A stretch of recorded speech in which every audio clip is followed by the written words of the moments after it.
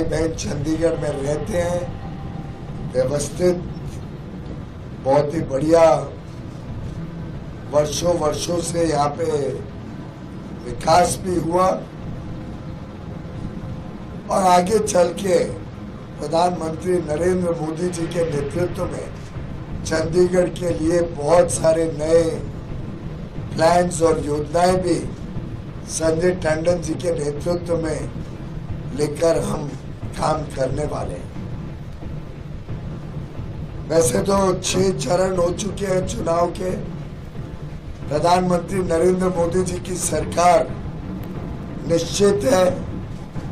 400 से अधिक सीटें एनडीए की झोली में 100% आने वाली है।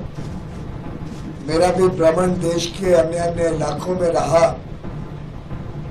और लगभग सभी जगह जो उत्साह, जो उमंग, जो आशीर्वाद, जो समर्थन माननीय प्रधानमंत्री नरेंद्र मोदी जी के लिए उनके 10 वर्ष के बेदाग केंद्र सरकार में प्रधानमंत्री के कार्यकाल या 50 वर्ष का बेदाग ईमानदार देश सेवा का जीवन, कण कण क्षण क्षण जनता की सेवा में, देश की सेवा में, देशभक्ति से ओतप्रोत आज पूरे देश में और वैसे तो पूरी दुनिया में आज उनकी लोकप्रियता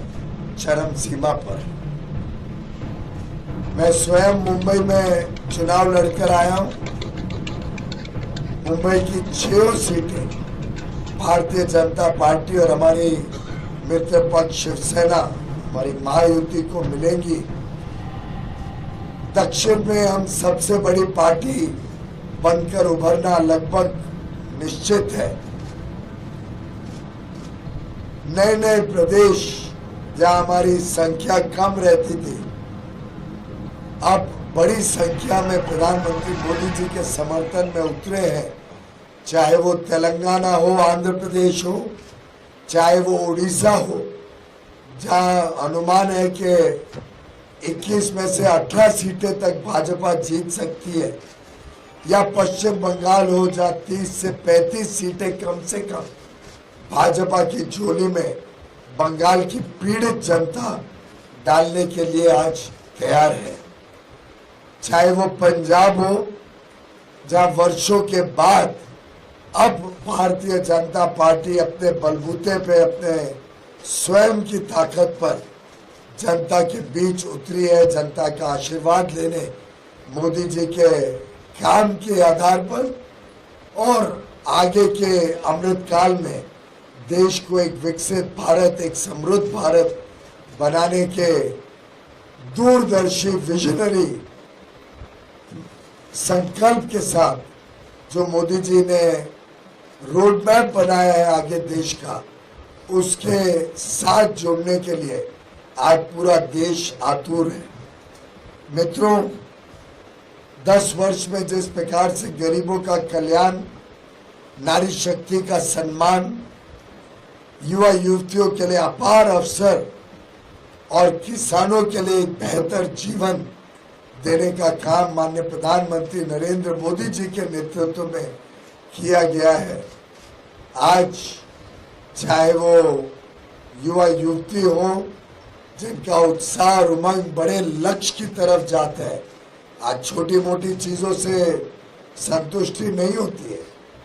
आज हर एक व्यक्ति कोई सरकारी नौकरी के पीछे नहीं भाग रहा है। कहाँ देश में 400 साढ़े 400 स्टार्टअप हुआ करते थे 7-8 साल पहले, आज देश में 1,31,000 स्टार्टअप्स, उसमें बड़ी संख्या में महिला और हमारी बहनों ने शुरू किए हुए स्टार्टअप्स आज देश में युवा युवतियों को जॉब क्रिएटर्स बना रहे हैं,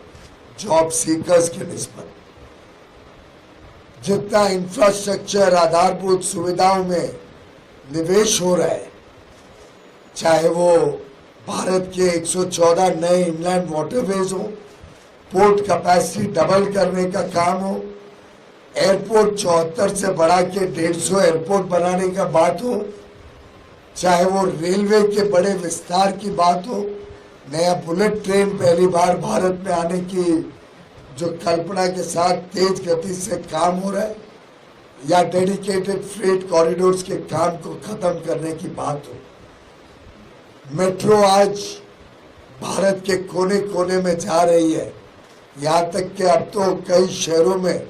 न्यूयॉर्क से ज्यादा मेट्रो अब भारत में आ